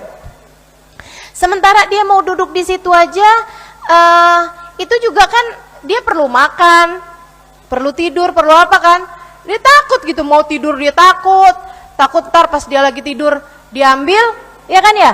Atau dia mau makan juga dia tinggalin, kan dia nggak aman juga nih, nantinya ada yang ngambil gitu. Apa yang akhirnya dia lakukan? Dia lagi nungguin gimana ya caranya ya saya bawa ini ya. Lagi mikir kayak gitu, dia didatengin 2 orang preman. Nih ya, dunia itu, harta itu hanya akan menarik orang-orangnya. Coba aja liatin, pada rebutan dunia. Ini kisah ini selalu berulang sepanjang zaman teman-teman. Kalau ada dunia, ya udah rebut-rebutan tuh orang tuh buat dapetin tuh dunia itu. Kayak nggak ada gitu yang oh itu duit banyak, ya udah dibiarin. Kayak hampir gak ada banget gitu orang tuh yang biasa aja gitu sama dunia. Kecuali ya hamba-hamba berkelas di sisi Allah Subhanahu wa taala, yang sama dunia biasa-biasa aja teman-teman saya sekalian. Sisanya yang lain nih 99,99%. Ah itu teman-teman saya sekalian, ya itu sama dunia memang sampai segitunya. Akhirnya datangin 2 orang. 2 orang ini langsung nih buka pedangnya, dibilang apaan nih? Emas ya? Mau dibunuh tuh orang. Dia bilang tenang bro, tenang.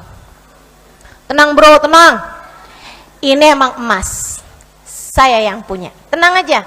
Tapi saya juga emang dari tadi nih lagi kebingungan nih. Siapa, gimana caranya nih kita bawa nih emas gitu. Tapi ini gimana ceritanya kok bisa jadi emas? Dulu tadi tuh kan saya kan temannya Nabi Isa nih. Hati-hati loh sama saya. Temannya Nabi Isa nih saya. Tadi nih Nabi Isa nih dengan mukjizatnya nih ngerubah ini gundukannya jadi emas nih. Tenang friend, tenang bro, tenang.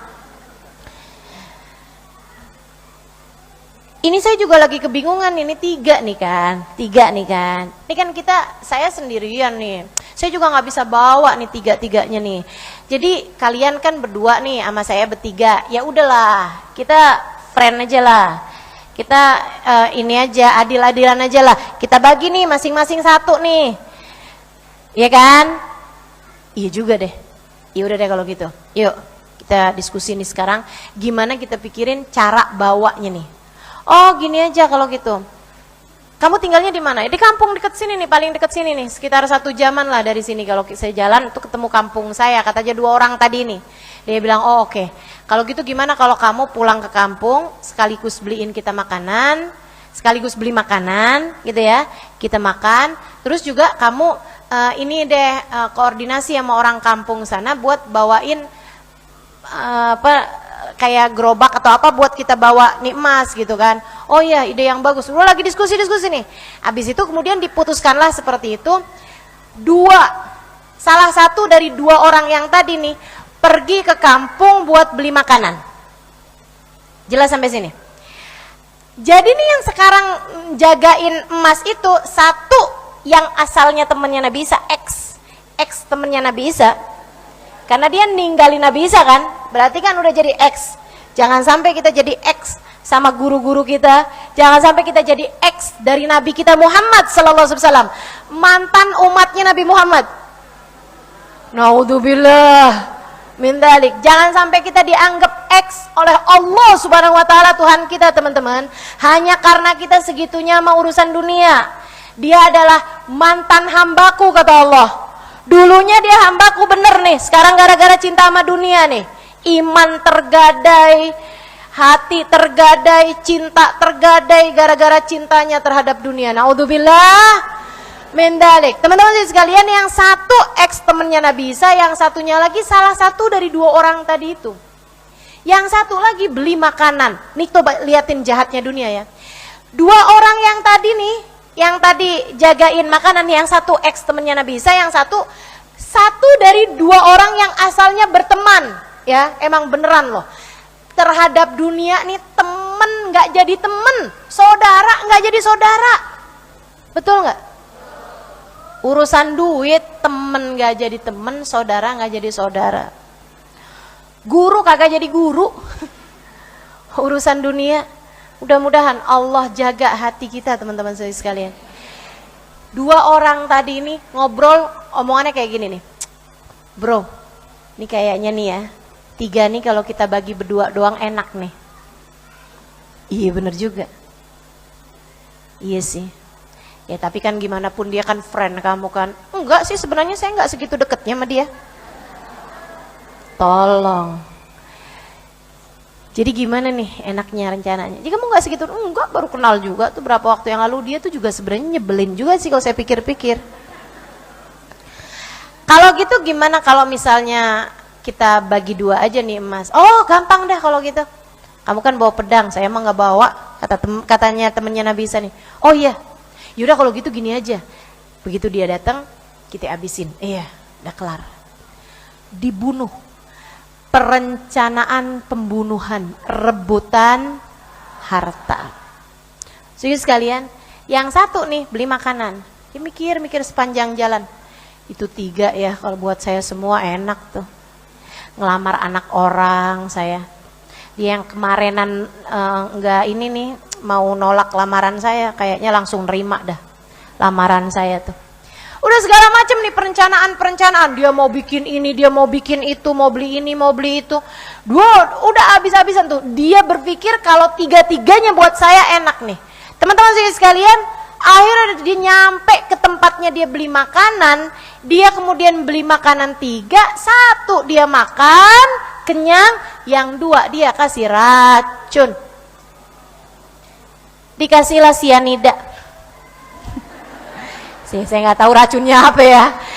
Tuh ditaruhin sama dia tuh, dibungkus, habis itu rapi-rapi sama dia. Habis itu dia janjian sama orang, dikasih tahu sama orang itu gitu kan. Nanti sekitar 2 harian biar aman nih, gitu ya. 2 hari gitu ya. Kamu datang ke sini gitu. Ceritanya udah janjian mau dibawa nih si 3 gundukan emas tadi itu di dekat pohon ini apa segala macam itu, udah dia ini sama orang-orang itu. Teman-teman sekalian, orang-orang itu nggak dikasih tahu kalau di situ ada emas. Pokoknya kamu harus datang ke sini jemput saya gitu ya, sama teman-temannya dia yang di kampung. Udah habis itu dia balik sendirian dong tentu saja. Teman-teman sekalian, dia pulang di situ, dia bilang sama teman-temannya gitu kan, nih nasi padang nih udah gue beliin, misal gitu kan, udah nih gitu kan. Begitu dia duduk di situ, jeder dari belakang dia pun dihempaskan sama temennya, dipenggal, matilah dia, ditusuk, matilah dia saat itu juga. Si 2 orang ini tertawa terbahak-bahak, kemudian mereka pun berdua menyantap makanan yang sudah dibubuhi racun. Ketiganya mati, tewas secara mengenaskan. Yang satu teracuni, yang satu dibunuh sama temannya sendiri, teman-teman sekalian, hanya gara-gara urusan harta yang bahkan belum berubah dari tempatnya. Berapa jam kemudian Nabi Isa lewat lagi di jalanan tersebut sesuai dengan perintah Allah Subhanahu wa taala. Kemudian menyaksikan 3 gundukan emas masih di tempatnya ketika Nabi Isa yang ngebagi-bagiin, dan 3 orang tewas. Di situ Nabi Isa berdoa, ya Allah, ubahlah kembali emas ini menjadi tanah sebelum ahli-ahli dunia semakin banyak yang tewas di sekitarnya. Seraya mengatakan, hakada fa'alatid dunya bi'ahbabiha, demikianlah dunia akan selalu memperdaya para pecinta-pecintanya. Jangan cinta dunia. Teman-teman sekalian, berbalik arahlah dengan mencintai Allah Subhanahu wa ta'ala. Bergeraklah untuk berpaling, mulai meninggalkan dunia dan mengarah kepada Allah Subhanahu wa ta'ala. Caranya, nih teman-teman, cinta terhadap dunia tuh harus kamu tinggalkan dengan 2 hal. 1, takwa. 2, cara kita bermuamalah sama dunia tuh kamu mesti ngerjainnya 2 hal. 1, takwa. 2, zuhud. Apa itu zuhud? Tidak mencintai dunia. Sehingga sekalian, yang pertama takwa. Takwa itu membuat kamu nggak berani sama dunia yang haram. Pokoknya selagi ia bukan milikmu, ia adalah api yang dapat melahapmu di akhirat nanti. Apapun yang bukan milikmu, ia adalah api yang dapat melahapmu suatu hari nanti. Apapun aja yang haram, itu adalah api yang dapat melahapmu di akhirat nanti. Teman-teman saya sekalian, keluar kamu dari majelis, kamu nyari sendal, kamu kok nggak ketemu, kelihatan sendal mereknya bagus banget dah. Misalnya sepatu mereknya apa ya, Gucci misalnya gitu ya, Gucci Tegal maksudnya. Gitu kan, kamu lihatnya wah, atau yang kamu begitu ngelihatnya kaget gitu kan, Dior misalnya, Dor. Teman-teman sekalian saya muliakan, kamu lihatin nih, kok kayaknya nggak ada yang punya ya, kayaknya nih yang punyanya saya tadi kayaknya dipakai sama yang punya ini nih, nih kayaknya berarti dia ninggalin ini buat saya nih kayaknya nih. Itu kan bukan punya kamu. Selagi itu bukan punya kamu, maka itu adalah api yang dapat melahapmu dari dunia hingga kelak di akhirat nanti. Abis kamu dibakar sama yang haram-haram, teman-teman. Maka jangan pernah berani sama yang haram. Jangan pernah berani sama yang haram ataupun syubhat. Yang syubhat yang kayak gimana Ustazah? Kamu lagi nyuci baju nih, suami kamu. Pas tahu-tahu di sakunya. Alhamdulillah. Kamu hitung 5 lembar rezeki istri solehah. Punya kamu, bukan Ustazah punya suami. Tapi kan Ustazah, dalam harta suami ada hak milik istri. Itu makanya saya sebutnya sebagai syubhat. Dianya ridho apa enggak? Kan gitu. Enggak ridho sih Ustazah kalau tahu. Makanya kemudian jurus yang keduanya, jangan sampai dia tahu. Itu namanya syubhat.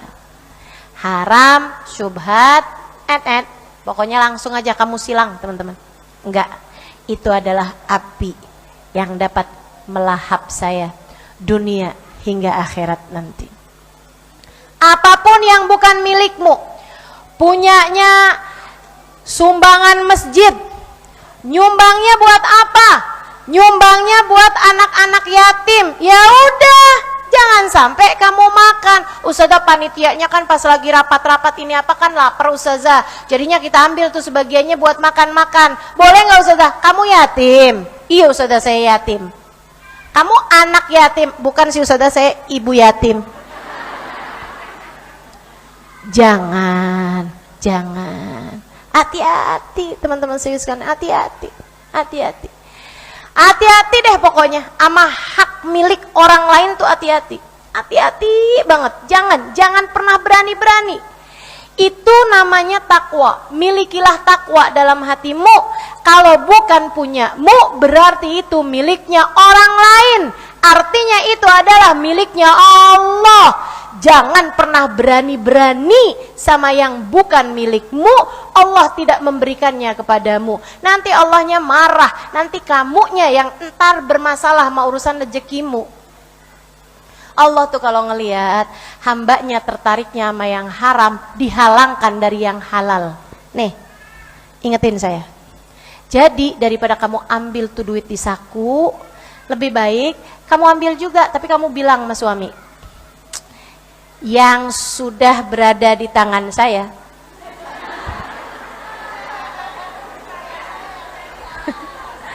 boleh nggak kalau saya jadikan sebagai milik saya? Saya loh yang nemu. Kalau nggak setengah-setengah gimana? Itu kan enak tuh kalau kayak begitu, ngomong, begitu kan ya? Atau ya seenggaknya ada upah lah gitu untuk yang menemukan. Itu bahasa-bahasa kayak begitu kan enak tuh teman-teman. Jadinya kamu ketika menerimanya itu statusnya adalah halal. Udah halal kan enak, kamu beliin apa aja gitu. Ini saya ajarin ngomongnya tuh tadi tuh kayak gitu. Sehingga sekalian yang saya muliakan, jadi begitu tuh urusan kita sama urusan harta. Jangan pernah berani sama yang haram. Sendal orang lain, barang orang lain, duit orang lain, begitu kan ya? Baju orang lain, jemuran tetangga dan lain sebagainya, baju saudara kita sendiri gitu. Jangan berani teman-teman. Termasuk mohon maaf suami orang lain. Udah. Tutup mata dari yang bukan milikmu. Itu adalah api yang dapat membakarmu dari dunia sampai akhirat nanti. Itu cara muamalah kita sama dunia. Satu, takwa. Kalau udah kamu lewatin jalan takwa, pokoknya haram enggak. Pokoknya yang namanya haram tuh api aja udah. Kamu nganggap semua apapun yang bukan milikmu itu adalah api. Udah, kamu gak akan pernah berani menyentuhnya. Atau racun deh gitu, kamu gak akan pernah berani menyentuhnya. Walaupun kamu tahu itu kelihatannya enak sekalipun, tapi kalau kamu tahu di situ ada racunnya, kira-kira ada yang mau makan apa enggak? Enggak teman-teman, dah. Pokoknya yang bukan milikmu kamu anggap racun, yang kalau kamu makan bisa menewaskanmu, bisa menghancurkanmu. Itu. Nah, selebihnya terhadap urusan dunia yang halal-halal, kamu harus zuhud. Kamu dikasih nih sama suami kamu duit, atau kamu kerja, kamu punya duit, ya kan ya? Urusan apapun yang kamu punya nih. Ini teman-teman saudara sekalian, kamu harus zuhud.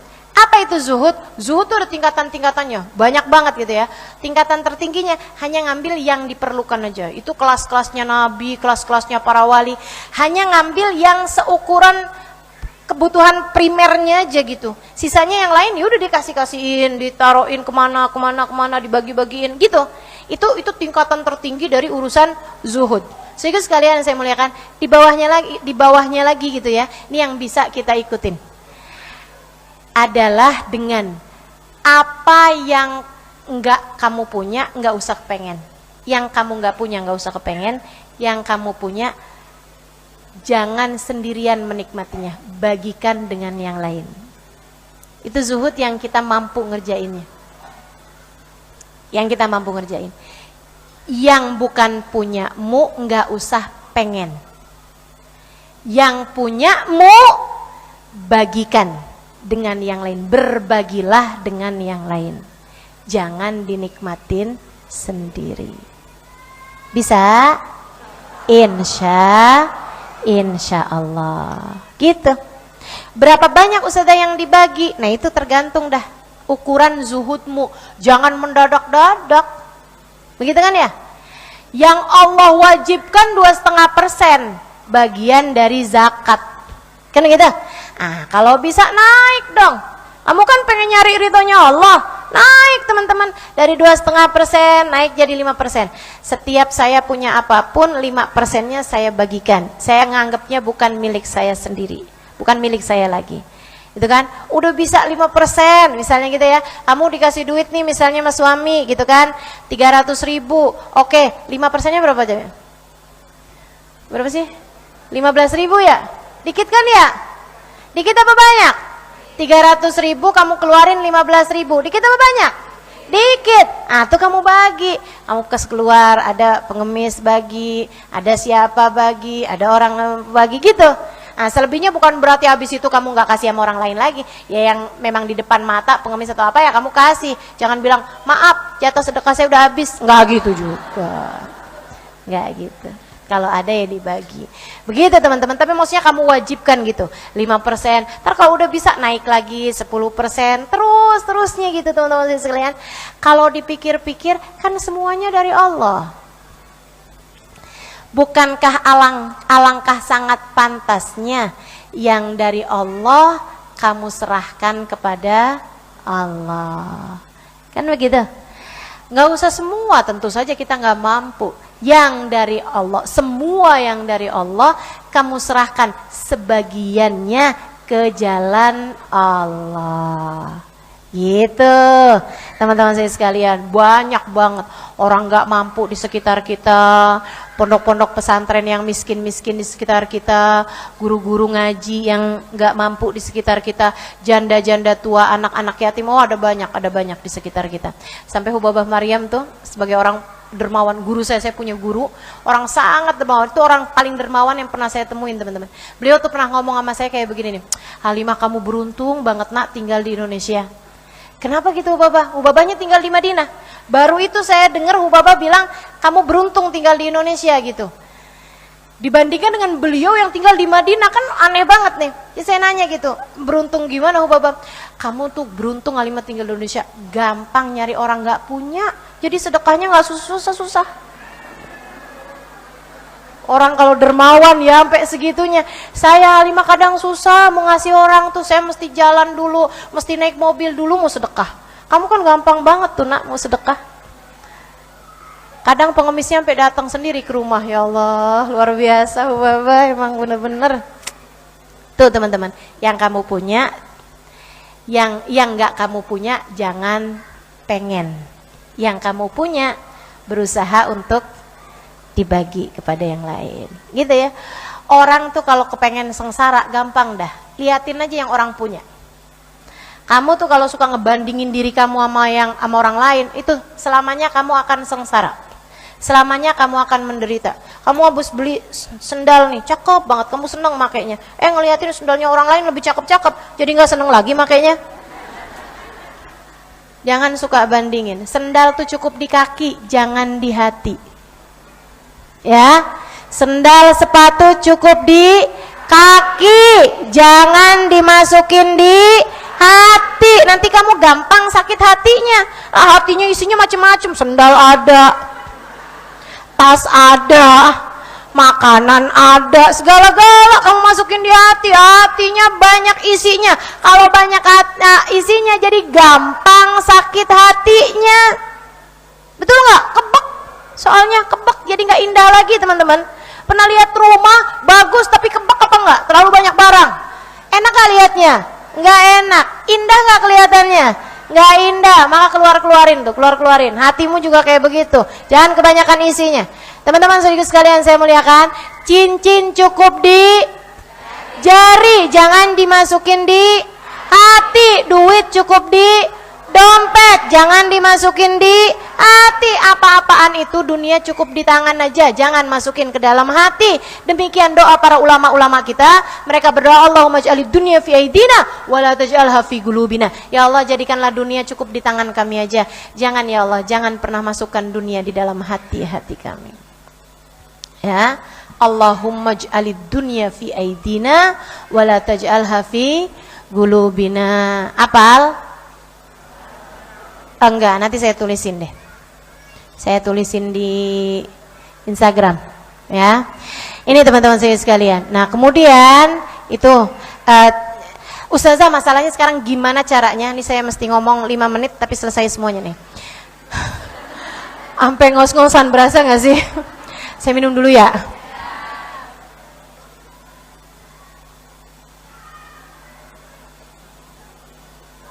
Jadi sekalian, sekarang gimana caranya biar berkurang cinta di hati kita terhadap dunia? Apa aja yang mesti kita lakukan? Satu, yang paling deket ya, yang paling deket, ingatlah kematian. Sering-seringlah mengingat kematian. Ya. Aktsiru min dzikri hadimil laddat. Kata Nabi Muhammad begitu. Fa innaha tuzakkirukumul akhirah. Perbanyaklah mengingat-ingat penghancur kenikmatan dunia, yaitu kematian, karena sesungguhnya mengingat kematian itu akan membuat kalian zuhud terhadap dunia, berkurang cintanya terhadap dunia. Yang sering ingat kematian. Gimana caranya nginget kematian? Banyak hal, teman-teman. Salah satunya duduk di majelis, kan bikin kamu jadi ingat mati, ingat akhirat, ingat Allah, kan gitu ya. Atau berziarah kubur, gitu kan? Zurul kubur fa inna tudzakirukumul akhirah. Kata Nabi Muhammad, berziarahlah ke kubur karena itu akan membuatmu mengingat akhirat. Ya udah pastilah, daripada berziarah ke mall, daripada kamu pergi ke pasar, mana yang lebih mengingatkanmu kepada kematian? Ziarah kubur atau pergi ke pasar? Ziarah kubur, teman-teman. Ini ziarah kubur biasa. Gimana dengan ziarah kubur orang-orang soleh? Tambah lebih mengingatkan lagi kepada kematian, dan itu memang sesuatu hal yang baik jika dilakukan, tentu saja dengan menjaga adab-adabnya. Ya kan? Jangan nangis-nangis di kuburan sampai bikin orang semuanya pada lihat gitu kan. Dan jangan juga berdandan berlebihan, pakai kacamata hitam, pakai payung hitam, pakai sepatu tinggi hitam juga. Nah, itu jadi ini ya. Kemudian selfie-selfie begitu kan di makam gitu, sesuatu hal yang kurang-kurang baik untuk dilakukan. Baik, teman-teman sekalian saya muliakan, sambil jaga adab-adabnya, itu adalah sesuatu hal yang baik untuk dilakukan sebab mengingatkanmu kepada kematian. Selebihnya lagi, diam-diam, sering-sering aja ingat sama mati. Dengan berzikir pada Allah Subhanahu wa taala. Ya Hayyu ya Qayyum la ilaha illa anta subhanaka inni kuntu minadh dhalimin. Wahai zat yang maha hidup dan tidak pernah mati. Kan begitu? Kita ingat ya hai untuk mengingatkan kita bahwa kita semuanya nih bakalan mati. Allah satu yang gak akan pernah bisa mati. Gitu. Ingat Allah, zikir dalam segala macam keadaan. Nabi Muhammad tuh sampai mengajarkan kepada kita zikir-zikir yang selalu mengingatkan kita kepada kematian loh. Kita bangun tidur aja doanya gimana coba? Alhamdulillahilladzi ahyana ba'dama amatana wa ilaihin nusyur. Ya Allah, terima kasih Engkau telah menghidupkan aku kembali setelah sebelumnya aku mati kecil. Nabi tuh lagi ngingetin kamu, kamu tidur tuh mirip loh sama mati. Mati kecil gitu kan. Tidur itu kematian kecil, teman-teman. Saat kamu tidur kamu nggak lihat apa-apa, kamu nggak ingat apa-apa, kamu nggak lihat dengar apa-apa saat kamu sedang tidur. Sama kayak orang mati kan kayak begitu. Itu Allah SWT lagi mengingatkanmu dengan kematian tuh sampai dikasihnya kita tidur. Teman-teman saya sekalian tuh ingat-ingat kematian. Itu hal paling besar yang bisa membuat kamu nggak terlalu cinta terhadap dunia. Makanya Allah tuh sering banget kasih kematian-kematian di sekitar kita. Tetangga kita mati, orang tua kita meninggal, itu ya Allah, seharusnya ya kalau kita mau belajar tuh benar-benar bikin kita jadi nggak terlampau cinta sama dunia. Tuh ibu kita meninggal, tuh kakek kita meninggal, nenek kita meninggal, saudara kita meninggal gitu ya. Orang tua kita meninggal itu kan kayak yang ternyata sebegitu dekatnya kematian dalam hidup kita. Dan ternyata begitu saya mati, saya nggak akan bawa apapun loh. Betul nggak? Ada nggak yang ketika meninggal dunia ditaruhin HP? Ya bukan kita kan itu yang kayak begitu. Pakaiin jam tangan biar tahu waktu. Sehingga sekalian saya muliakan gitu. Enggak gitu kan. Kita kalau meninggal dunia cuman kain kafan loh. Bahkan enggak beda antara yang kaya sama yang miskin. Itu Allah lagi mau ngajarin kita bahwa begitu kamu mati, semua duniamu enggak ada yang kamu bawa. Kemudian salah satunya lagi yang membuatmu bisa zuhud dari dunia ya.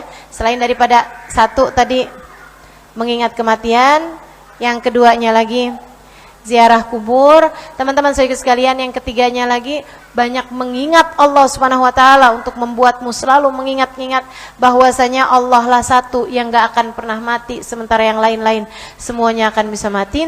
Salah satu dari hal indah yang bisa kita lakukan untuk membuat kita gak terlampau cinta terhadap dunia adalah mencintai Allah dan Rasulnya, dan mencintai apapun yang mendekatkan kita kepada Allah dan Rasulnya, termasuk mencintai ulama, mencintai sahabat-sahabat Nabi Muhammad, mencintai keluarga Nabi Muhammad, mencintai amal soleh, mencintai majelis ilmu, mencintai, nih kalau kamu cinta terhadap akhirat, nanti tuh lama-lama berkurang pula lah cintamu terhadap urusan dunia gitu. Karena itu kayak tadi itu ya, kamu ada di tengah-tengah, semakin kamu mendekat ke arah barat, artinya kamu semakin jauh dari arah timur. Demikian pula sebaliknya. Hal terakhir yang bisa kamu lakukan untuk bisa membuatmu semakin cinta terhadap akhirat dan semakin berkurang cintamu terhadap dunia adalah berkawan dengan orang-orang yang hatinya cinta kepada Allah dan Rasulnya. Karena teman-teman, kamu nih habis hadir di majelis taklim, deketnya sama orang-orang yang memang nggak cinta dunia gitu ya. Ya maksudnya seenggaknya nggak berlebihan sama dunia. Itu beda loh rasa hatinya. Lihatin aja, beda tuh. Sehari, 2 hari gitu ya. Beda hatinya. Tapi begitu kamu temenan lagi sama orang-orang yang urusannya dunia mulu yang dibahas, lain lagi ceritanya. Betul? Betul nggak? Kamu ketemu lagi sama teman-teman arisan nih yang dibahas, tahu nggak sih itu habis beli mobil baru loh, lain lagi ceritanya. Iya ya, apaan mobil yang sekarang dia beli? Gitu nanti jadi mikir, saya kapan ya ceritanya ya beli mobil yang bagusan kayak gitu. Habis itu ngelihat suami mendadak jadi nggak cakep lagi gitu. Tuh bahaya tuh pokoknya. Emang bener-bener dah, mesti banget cari pertemanan orang-orang yang gak cinta sama dunia, teman-teman. Kalau susah didapatnya, ya seenggaknya orang-orang yang gak terlalu ambisi, bukan orang yang isi kepalanya tuh dunia doang gitu. Dan itu banyak orang-orang di luaran sana tuh yang isi kepalanya dunia doang tuh banyak, teman-teman. Cari orang yang isi kepalanya gak cuma dunia doang, tapi ada Allahnya, ada Rasulullahnya, ada akhiratnya. Yang kamu kalau temenan sama dia tuh dia banyak ngingetin kamu urusan-urusan akhirat gitu. Itu bawa adem, teman-teman, bawa enak, bawa seneng. Nah nyarinya itu ya tentu saja bukan di pasar, nyarinya di majelis ilmu. Di sini kamu bisa cari orang-orang yang insya Allah pertemanan dengan mereka membuat kamu jadi punya hubungan, punya relationship gitu ya sama orang-orang akhirat gitu, sama orang-orang yang mengarah sekurangnya, walaupun mereka berusaha belum sampai kepada Allah, sekurangnya mereka telah mengarahkan biduknya, mengarahkan arah perjalanannya, peta perjalanannya tuh udah menujunya ke surga gitu. Berkawanlah sama mereka. Nah jika hal-hal ini kamu lakukan, insya Allah akan membuat berkurang cintamu terhadap dunia ini. Saya ulangi lagi 5 hal tersebut itu. 1,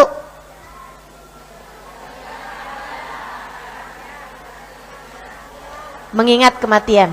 2, berziarah kubur. 3, banyak mengingat Allah Subhanahu wa taala dan Rasulnya, banyak berzikir, maksud saya itu ya. Zikir tuh pagi-pagi kamu baca zikirannya apa, habis selesai sholat kamu baca zikirannya apa, itu jangan ditinggal. Zikiran-zikiran itu kayak makanan, teman-teman, buat hati-hati kita nih, biar hati kita hidup terus-terusan. Nah kalau hati kita hidup nih, artinya hati kita sudah mengarahnya kepada akhirat gitu. Hati yang hidup akan tahu apa yang penting, apa yang gak penting, dan mulai sedikit-sedikit dia akan meninggalkan dunianya. Kemudian yang keempat, cintai Allah dan Rasulnya, dan cintai apapun yang mendekatkanmu kepada Allah Subhanahu wa taala dan Rasulnya. Dan yang kelima, berkawanlah dengan orang-orang soleh yang perkawananmu dengannya akan membuatmu mulai mengarahkan hidupmu mencari ridha Allah Subhanahu wa taala. Itu teman-teman, surga dan kenikmatan-kenikmatan surga, keridhaan Allah Subhanahu wa taala akan memalingkanmu dari arah-arah cinta terhadap dunia.